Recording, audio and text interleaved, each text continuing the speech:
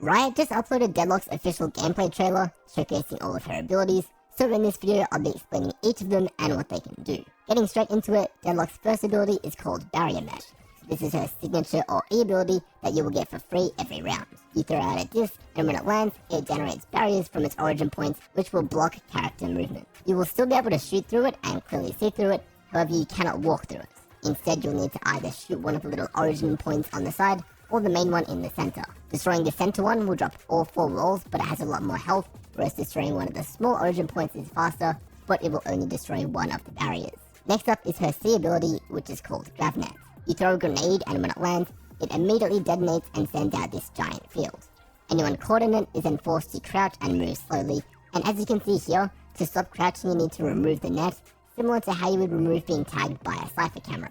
This could create a really good opportunity to peek an enemy, because if you hit them with it, you know they're either crouched and hardly moving, or in the process of removing their nets.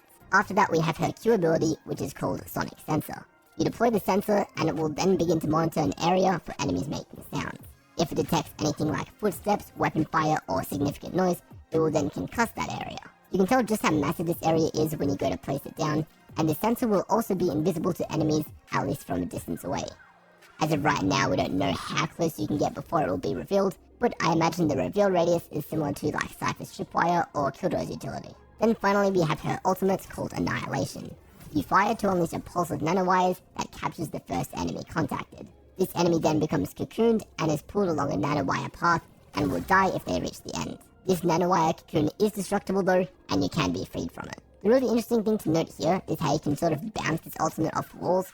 You can see that happening in both cases here, and it still seems that it'll be pretty generous in terms of hitting an enemy after you fire it, like it has a massive range. It also takes a long time to actually drag the person into the end of the ultimate, giving you plenty of time to save your teammates if they get cocooned.